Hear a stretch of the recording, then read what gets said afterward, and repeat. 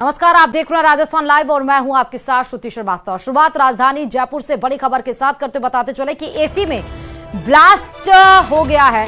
Blast से flat में भीषण आग लग गई है। मानसरोवर थाना इलाके में यह बड़ा हादसा हुआ। एक अपार्टमेंट की 8वीं मंजिल पर यह आग लगी। अचानक शॉर्ट सर्किट के बाद तेज धमाका हुआ और एसी ब्लास्ट घटना से अपार्टमेंट में रहने वाले लोगों में अफरा तफरी मच गई है। तस्वीरें आपके सामने हैं। एक अपार्टमेंट के 8वीं मंजिल पर एसी ब्लास्ट होने की वजह से किस तरह से वहां पर आग लगी है। अफरा तफरी का मंजर वहां पर और आग बुझाने के बाद की सीधे तस्वीरें आपको दिखा रहे हैं। एक्सक्लूसिव तस्वीरें न्यूज 18 राजस्थान पर। सबसे पहले ब्लास्ट से फ्लैट में आग लगी है। मानसरोवर थाना इलाके में यह बड़ा हादसा हुआ है।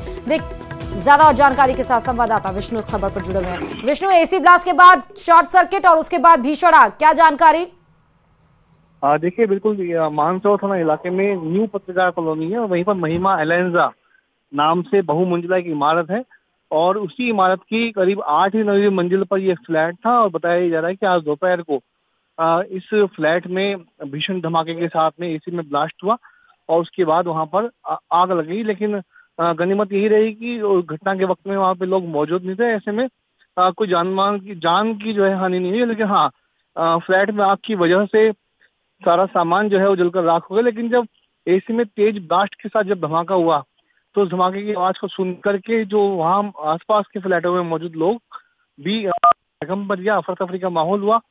वे निकल करके भागने लगे और जब देखा तो फ्लैट में 8वीं 9वीं मंजिल पर बने इस फ्लैट से धुआं निकल रहा था, जिसकी सूचना उन्होंने दमकल को दी, पुलिस को दी। इसके बाद दमकल और पुलिस जो है मौके पर पहुंची है और वहां पर आग को बुझाया जा रहा है। तो फिलहाल प्रारंभिक तौर पर बताया जा रहा है कि फ्लैट में एसी में ब्लास्ट की वजह से आग लगी है। जी ठीक है, मुझे ये बताइए विष्णु कि आग पर काबू पा लिया गया है? देखिए, फिलहाल दमकल कर्मी जो है वो मौके पर मौजूद है। चूंकि बहुमंजिला इमारत है, लेकिन चूंकि इस अपार्टमेंट में भी जो अग्नि बुझाने वाले के जो यंत्र है उनकी मदद से भी जो वहाँ के जो कह सकते हैं कि सिक्योरिटी गार्ड्स वो भी यहाँ मदद कर रहे हैं। तो आग पर लगभग काबू पा लिया गया है, लेकिन धुआं जो है वहाँ पे निकल रहा है। और जो बताए अब तक की जानकारी यही है कि एसी में ब्लास्ट हुआ, लेकिन उस वक्त फ्लैट कहीं ना कहीं बंद था। ऐसे में घटना का पता जब आग लगी, धुआं निकलने लगा, उसके बाद में स्थानीय लोगों को मालूम चला और उन्होंने इसकी सूचना पुलिस को दी। जी, तो एसी में ब्लास्ट कैसे हुआ, इसकी जानकारी तो अभी मिल नहीं पाई होगी विष्णु?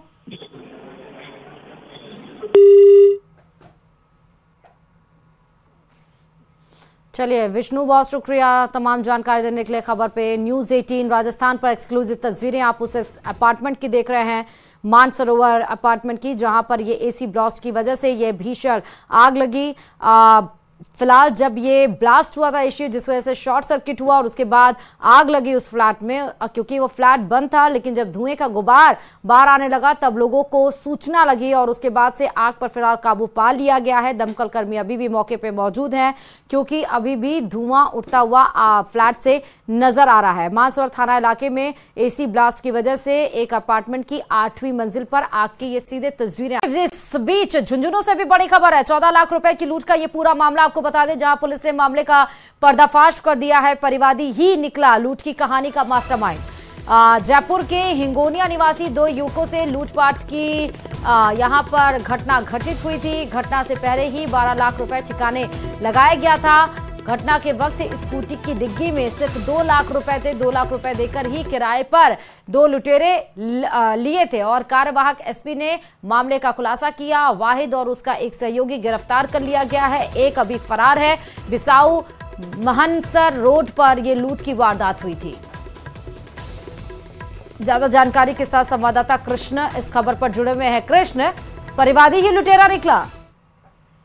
जी, आपको बता दूं कि बिसाऊ थाना इलाके में ये जो महनसर रोड है, इस पे 6 मई को सुबह ये वारदात हुई थी और इस वारदात का पुलिस ने खुलासा किया है। इसमें जो अपने आप को पीड़ित और परिवादी बता रहा था वही जो है वो इस लूट का मास्टरमाइंड निकला और उसने झुंझुनू से 15 लाख रुपए लिए और उसके बाद वो बिसाऊ आया और बिसाऊ आकर उसने 1 लाख रुपए है ई मित्र पर जमा करवाए। इसके बाद वो 14 लाख रुपए लेकर रामगढ़ के लिए रवाना हुआ और महनसर रोड पर 2 दो बाइक सवार आकर उसको लूट ले गए। उसने पूरी ये जो योजना थी वो 2 लुटेरों को हायर करके बनाई थी। इस पूरे मामले में पुलिस ने है वो खुलासा किया है। इसमें जो आरोपी है अयान पठान और एक जो उसका पड़ोसी है ताहिर पठान, और साथ ही ये जो पूरी लूट की वारदात जो इमरान है इसने पूरी रची थी। इसमें पूरे मामले में पुलिस ने है 2 आरोपी हैं उनको गिरफ्तार कर लिया है। साथ ही 12 लाख रुपए हैं वो भी पुलिस ने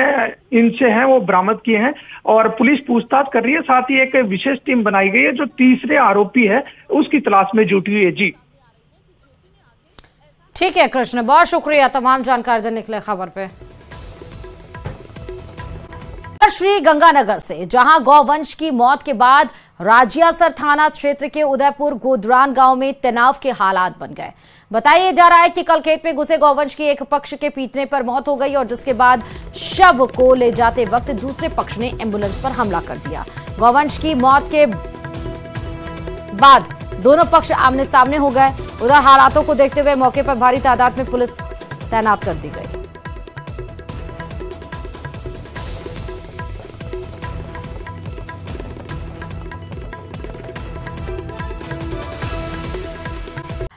खबर श्रीगंगानगर से जहां बिंचबाला उप तहसील पर मनरेगा श्रमिकों ने काम की मांग को लेकर धरना दिया। श्रमिकों को बड़ी संख्या में धरना देना पड़ रहा है। धरने में महिलाएं भी शामिल हैं और इस दौरान जीवन देसर 34 LNP 39 NLP हरखेवाला 58 LNP साजनवाला गांव के मनरेगा श्रमिक धरने में मौजूद रहे। काम के पूरे दाम दो, काम के पूरे दाम दो, नरेगा में काम दो, काम दो, काम दो, काम के पूरे दाम दो, काम के पूरे दाम। और अब बात शुरू से खबर की, जहां हत्या मामले में बड़ा फैसला लिया गया है। जिला कोर्ट ने 2 आरोपियों को उम्र कैद की सजा सुनाई है। 30 वर्षीय महिला सुमन और ओंकार लाल को हत्या का दोषी माना गया है। 10 नवंबर 2022 में संपत्ति हड़पने के लिए हत्या की गई थी। सुमन और पंडित ओंकार लाल ने खाने में जहर मिलाया था। सुमन ने प्रेमी मनोज और बाबूलाल को जहर खिलाया था। जहर मिला खाना खाने से बाबूलाल की मौत हुई थी। मनोज की पत्नी चांदरतन ने सदर थाना में मुकदमा भी दर्ज करवाया है।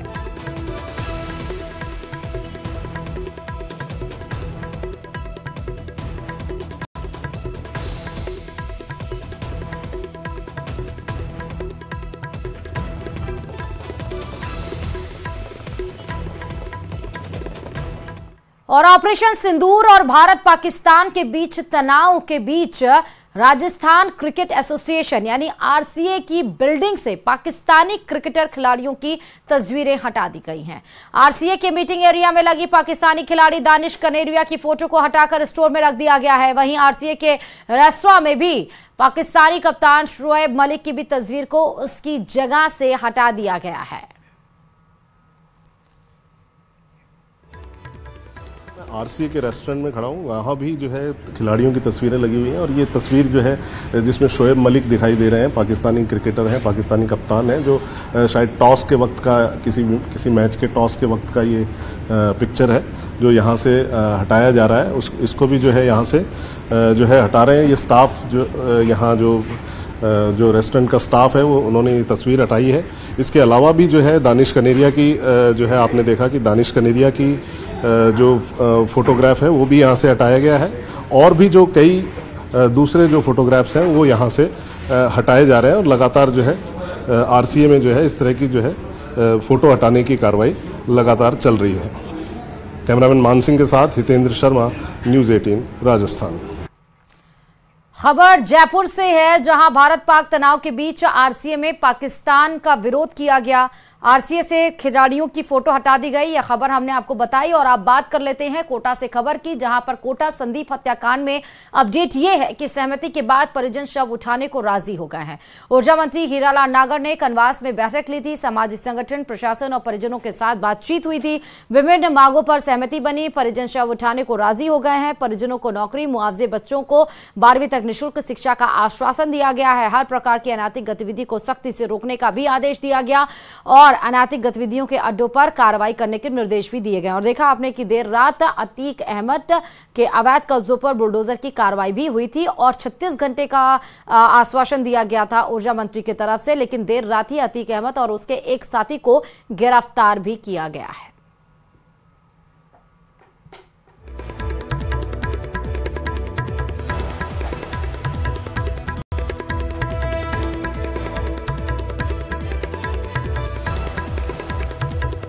कुर्सी पर बैठा हुआ है और उसको कहा गया कि तू कुर्सी से उठ जा, मुझे बैठने दे। उसने मना किया तो वो व्यक्ति जो मुलजिम है वो घर जाता है, घर से 4 आदमियों को साथ में लेके आता है, 2 मोटरसाइकिलों पे आते हैं और फिर उसको दुकान में से निकाल करके ताबड़तोड़ उस पर चाकुओं से हमला किया जाता है और इसमें उसकी मौत होती है। वो हमला करके और जो अपराधी है वो फरार हो जाते हैं। ये इनकी आदतन अपराधी है। इस तरह की गतिविधियों पर रोक लगाने के लिए पुलिस को निर्देश दिए हैं कि इनकी जितनी भी अवैध गतिविधियां हैं उन पर रोका जाए और उस पर त्वरित कार्रवाई की जाए। संसदीय कार्य मंत्री जोगाराम पटेल ने जोधपुर सर्किट हाउस में मीडिया से बातचीत करते हुए पीसीसी चीफ गोविंद सिंह डोटासरा पर उनके विदेश नीति के बयान पर पलटवार किया। उन्होंने कहा कि ऑपरेशन सिंदूर से विश्व में सेना ने पराक्रम का परचम लहराया है। विपक्ष का आरोप पूरी तरह से निराधार है। कांग्रेस ने हमेशा नकारात्मक राजनीति की है। डोटासरा ने विदेश नीति के फेलियर पर सवाल उठाया। डोटासरा की एसआई भर्ती परीक्षा को लेकर टिप्पणी पर भी पटेल ने पलटवार किया। जहाँ तक ऑपरेशन सिंदूर का प्रश्न है, विश्व में ये पहला मौका है जब भारतीय सेना ने अपने पराक्रम का परचम पूरे विश्व में लहराया, बिना किसी सिविलियन को टारगेट किए, बिना पाकिस्तान की किसी फौज को टारगेट किए या उनके जो हवाई अड्डे उनको टारगेट किए, जो आतंकवादी थे उनके ठिकानों को समाप्त किया है और वो टारगेटेड किया है। ऐसी स्थिति में प्रतिपक्ष के कोई नेता द्वारा हो, कांग्रेस पार्टी के प्रदेश अध्यक्ष द्वारा हो और अन्य किसी के द्वारा जो आरोप लगाए जा रहे हैं वे पूर्ण रूप से निराधार है। कांग्रेस ने हमेशा नकारात्मक राजनीति की है, पॉजिटिव राजनीति कभी नहीं की। मेरा उनसे निवेदन है, भारत की सेना और भारत के यशस्वी प्रधानमंत्री जी ने जो भारत को पराक्रम दिलाई है, विश्व में जो डंका बजाया है, ऐसी स्थिति में उसका सम्मान करना चाहिए। हमारी सेनाओं का मान और सम्मान बढ़ाना चाहिए और नकारात्मक राजनीति नहीं करनी चाहिए। जैसलमेर के लाठी कस्बे में भव्य तिरंगा यात्रा निकाली गई। जयकारे लगाते हुए तिरंगा यात्रा निकाली गई है। ऑपरेशन सिंदूर में विजय हासिल करने पर यह तिरंगा यात्रा निकाली गई। पाकिस्तान को धूल चटाने के बाद जनता में खुशी का माहौल देखने को मिल रहा है और देश की सेना के शौर्य लोगों ने सल्यूट भी किया। वहीं भारत माता के जयकारों से लाठी क्षेत्र गूंज उठा।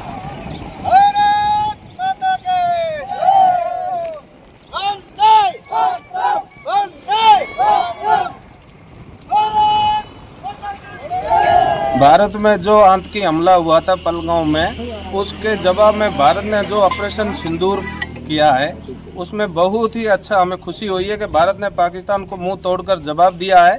उसी खुशी के तहत हमने हमारे आर्मी के जवानों का हौसला अफजाई करने के लिए लाठी गांव में तिरंगा यात्रा निकाली है। पूर्व पहलगांव में जो आतंकी हमला हुआ था उसके विरोध में हमारे जो सेनाओं ने मुंह तोड़ पाकिस्तान को जवाब दिया, उसके उपलक्ष्य में हम तिरंगा यात्रा निकाल रहे हैं हमारे वीर जवानों की हौसला अफजाई के लिए।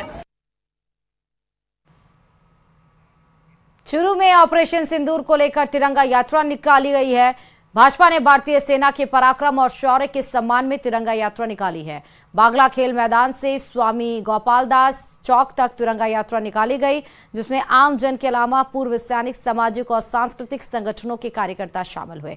पूर्व नेता प्रतिपक्ष राजेंद्र राठौर, विधायक हरलाल सहारा, जिलाध्यक्ष बसंत शर्मा मौजूद रहे। यात्रा में बैंड बाजी और सजे हुए ऊंट शामिल हुए।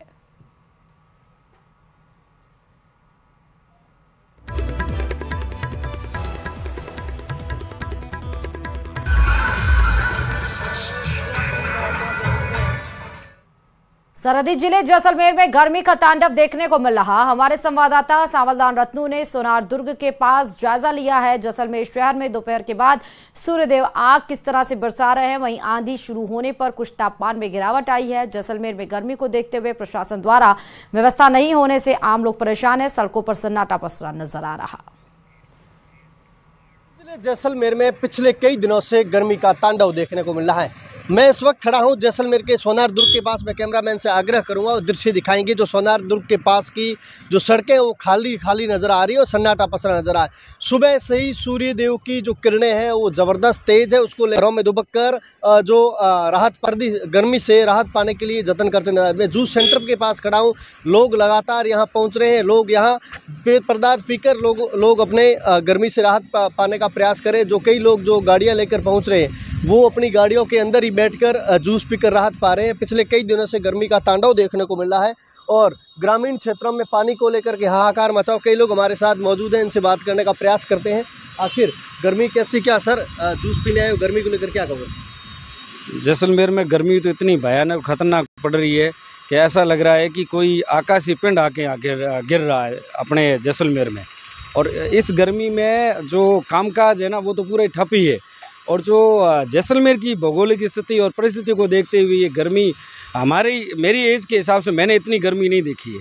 अब मैं घर से बाहर निकला हूँ, जूस पीने के लिए भी आया हूँ तो ये रुमाल से ढक के, और इस कंडीशन में बच्चों को भी बाहर नहीं लेके आ सकते। प्रशासन की और की क्या व्यवस्था है? नगर परिषद की गर्मी को जतन के लिए, राहत के लिए कोई व्यवस्था है पानी वाली? अब व्यवस्था तो ये प्राकृतिक चीज़ है। जब प्राकृतिक चीज़ का प्रकोप पृथ्वी पर आता है तो कहीं ना कहीं प्रशासन आगे आएगा और जो प्रशासन के अनुसार जो गर्मी में जो राहत योग्य जो सुविधाएं होगी वो प्रशासन करेगी और प्रशासन की नैतिक जिम्मेदारियां भी है ये। आज गर्मी के साथ आंधी भी है, तापमान में कुछ कमी आई? हाँ, आंधी होने से थोड़ी राहत भी मिलती है। कहीं ना कहीं हवा का जो रुख होता है, जो एक तरह से जो शरीर को कचोटने वाली गर्मी है, उससे थोड़ी राहत है आंधी के साथ।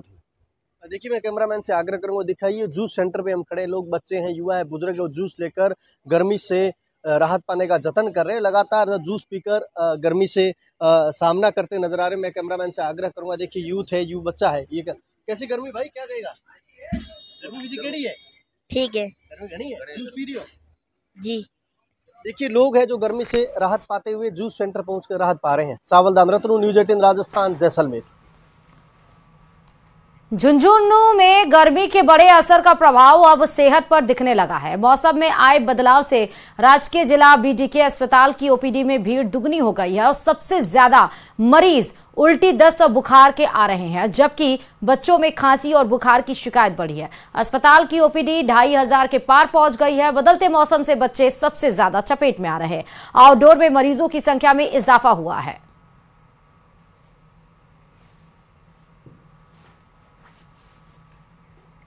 जैसे ही वातावरण का तापक्रम अचानक ही बढ़ा है, उसके अकॉर्डिंग अस्पताल में आने वाले रोगी हैं उनमें मुख्यतः वायरल बुखार के जो रोगी आ रहे हैं, तेज बुखार, सर दर्द, जी मिचली होना, उल्टी आना और पानी की डिहाइड्रेशन की रोगी अस्पताल में आ रहे हैं। साथ में मिक्स जो इन्फेक्शन है, डेंगू के भी कुछ पेशेंट हैं वो अस्पताल में आ रहे हैं। दस्त उल्टी के रोगी हैं, साधारण सर्दी जुकाम के जो रूटीन के पेशेंट हैं वो भी आ रहे हैं। भारत पाक अंतर्राष्ट्रीय सीमा पर स्थित सीमावर्ती जिले श्रीगंगानगर में पिछले कई दिनों से सूर्यदेव लगातार आग उगल रहे हैं, जिससे न केवल आम जन की दिनचर्या प्रभावित हुई है बल्कि फूलों और सब्जियों के उत्पादन पर भी असर पड़ा है। श्रीगंगानगर में दिन का तापमान 46 डिग्री तो रात का तापमान 32 डिग्री सेल्सियस पर जा पहुंचा। वहीं मौसम विभाग ने आगामी दिनों में भी तापमान में बढ़ोतरी और हीट वेव चलने का अलर्ट जारी किया। ऐसे में फूलों और सब्जियों के उत्पादन पर बड़े असर का जायजा लिया है संवाददाता अशोक कुमार शर्मा ने।